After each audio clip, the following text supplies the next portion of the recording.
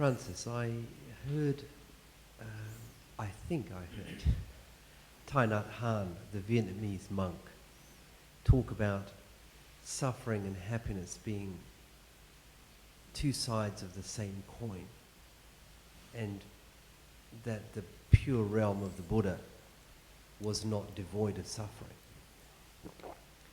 And it shocked me because I, had always thought that the true nature, in the recognition of the true nature, was described as transcendent joy.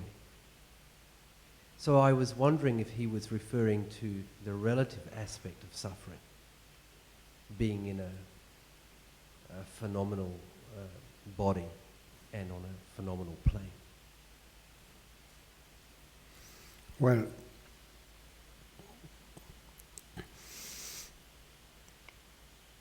I can only speak of my own experience. And for me, it's really about happiness.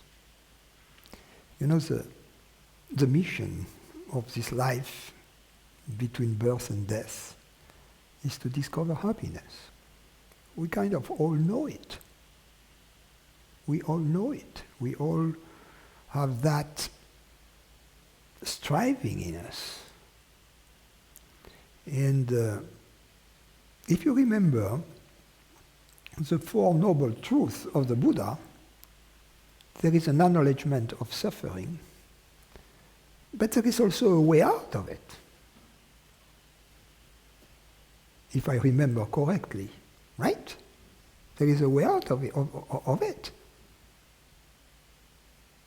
So what is a way out of suffering if not happiness? There is not a third way or a middle way there. Either you are happy or you aren't, meaning if you aren't, you are suffering, right? Because as long as you are not happy, you are going to seek it. Suffering is simply the seeking of happiness. That's why from the vantage point of wisdom, suffering is not a problem. Suffering is a good thing because it is a homing device that takes us to our Buddha nature, to the experience of our Buddha nature. It is suffering, in fact, itself is the way out of suffering. So do you think is he referring to pain? I mean, pain is a part of living. There is a form of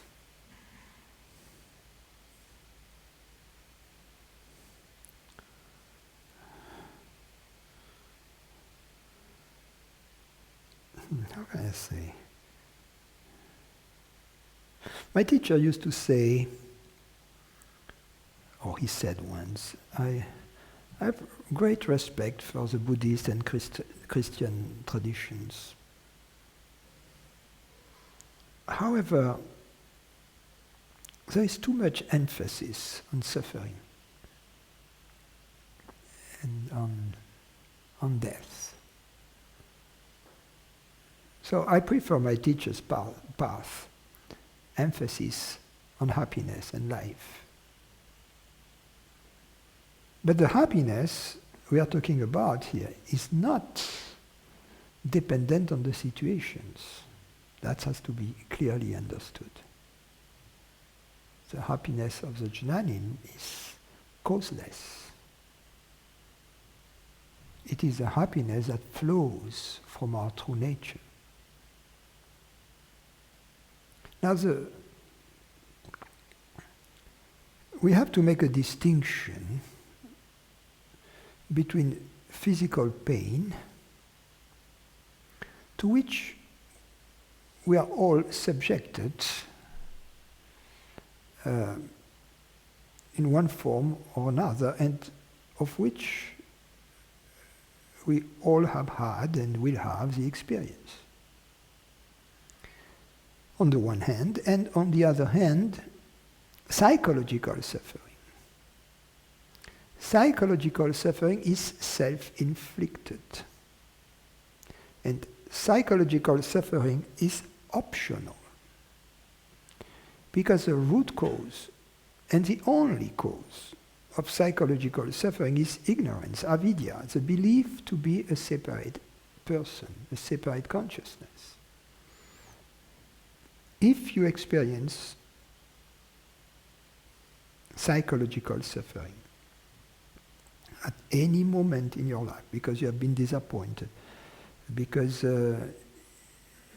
you are not loved, because you have been betrayed by life or by people, you will see that this psychological suffering wouldn't simply be there if you wouldn't believe to be a separate entity. You see, that you can convince yourself easily by investigating. That's the first step, to see clearly in any situation that the only cause of psychological suffering is this belief to be a separate entity. It is an easy step to take. Only a little bit of revisiting the past episodes of psychological suffering will convince you of that. And then the question that arises is, am I such a separate entity? If I am, then I'm cooked, right? Then there is no way out of this predicament. If I am a separate consciousness, then I am going to live in hell forever. The good news is that as we investigate the question, am I a separate consciousness, we discover, I don't know. So that's the way out. I don't know. That's the first step. Doesn't seem to be a mandatory sentence.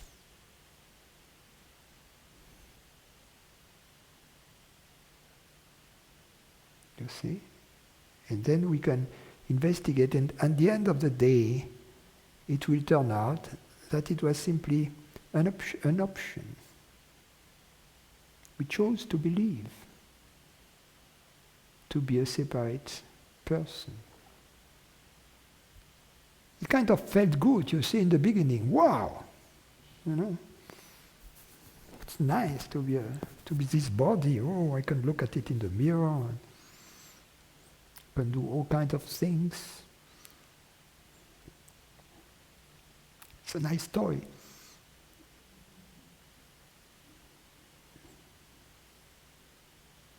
So do you see, because there are, I could describe them as spheres of comfort and spheres of, in my experience of life, there are spheres. There is what, spheres? Spheres. Spheres of comfort. Environments where it's natural to be comfortable and to be relaxed and to be open, and then there are also spheres of discomfort. Yeah. So in a sense, it's sometimes prudent, perhaps, to approach and expand into the discomfort. These spheres of comfort and discomfort are all relative. It's important to be open to a sphere of comfort which is absolute. Just as the happiness you derive from an object, from the acquisition of a long-desired object, is relative. Doesn't last for too long, as we know. But it is important to be open to the possibility of a happiness which is first causeless, just no cause. Now, if it has no cause, it is potentially permanent, you see. And second, absolute. Meaning, in comparison to which all the object-derived forms of happiness are very pale. So, as it turns out, perhaps the absolute quality of this happiness is not going to be revealed first. Perhaps the first steps will be the revelation of causeless happiness, which is already something. It is already important because it is, as I said, potentially permanent since it has no cause.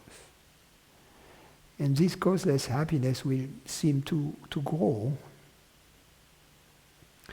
as we jettison the residues of ignorance.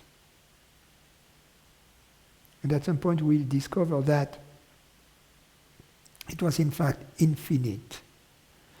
That which made it seem limited was this superimposed limitation onto it, so that we were looking at it through a limited window, as if the window through which we look at the sky could possibly limit the sky beyond.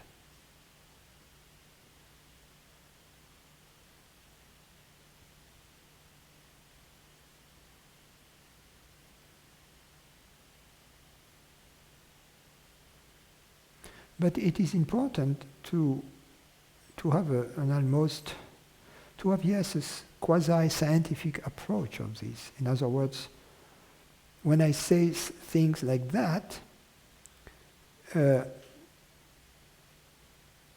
not to make a belief out of it, but simply to be open to a new direction and to a new possibilities. And then see, watch, observe how this new possibility implements itself in your life. You see? It's not achieved overnight, you see what I mean? That it's not neo advaita where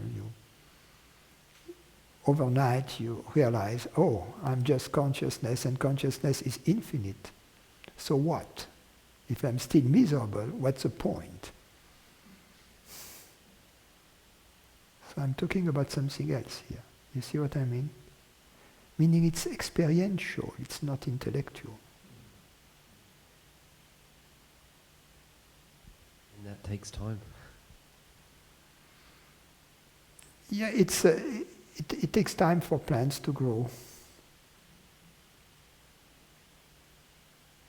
But at some point on this path, we realize that suffering has been left behind.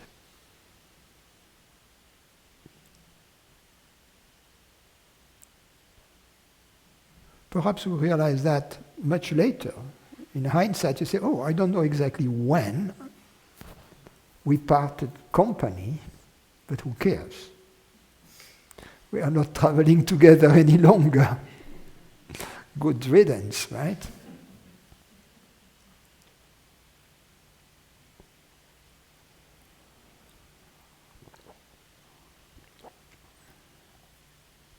But yes, it's about happiness. Otherwise, there is no point.